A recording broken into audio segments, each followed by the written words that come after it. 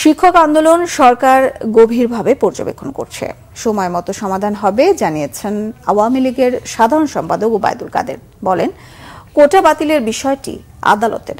ব্যর্থ বিএনপি এখন কোটা ও পেনশনের আন্দোলনের উপর ভর করে ক্ষমতার দিবাস্বপ্ন দেখছে বলেও মন্তব্য করেন তারা। তাইমুর রশিদের রিপোর্ট। সচিবালয়ে সড়ক পরিবহন ও মহাসড়ক বিভাগের কর্মকর্তা কর্মচারীদের শুদ্ধাচার পুরস্কার প্রদান অনুষ্ঠানে যোগ দেন সড়ক পরিবহন ও সেতু মন্ত্রী ওবায়দুল কাদের।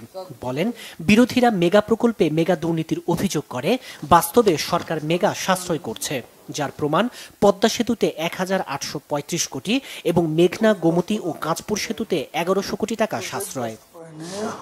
কোটা ও পেনশন স্কিম বাতিলের দাবিতে শিক্ষকদের আন্দোলন প্রসঙ্গে প্রশ্নের জবাবে আওয়ামী লীগের সাধারণ সম্পাদক জানান, পরিস্থিতি গভীরভাবে পর্যবেক্ষণ করছে সরকার।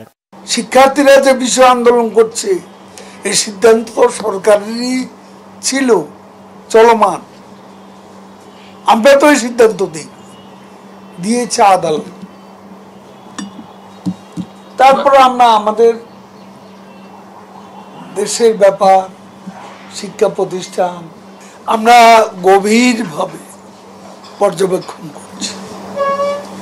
পরিস্থিতি সময়মত সমাধান হয়ে যাবে। আই হোপ সো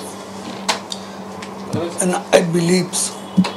ওবায়দুল কাদেরের অভিযোগ, সবকিছুতে ব্যর্থ বিএনপি ও সমমনা দলগুলো এখন পরজীবী আন্দোলন করছে। কোটার উপর ভর করেছে, পেনশনের উপর ভর করেছে, নিজেরা ব্যর্থ, অন্যদের উপর ভর করে আজকে স্বীকার করতে চাইছে। তো তারা স্বপ্ন দেখছে, তো দিবাস্বপ্ন। নিজেরা সৎ থাকলে মন্ত্রণালয়ে দুর্নীতির সুযোগ কম, কোনো অবস্থাতেই শ্রীলঙ্কার দৃষ্টান্তের পুনরাবৃত্তি চান না বলেও মন্তব্য করেন ওবায়দুল কাদের। তাইমুর রশিদ, বাংলা ভিশন, ঢাকা।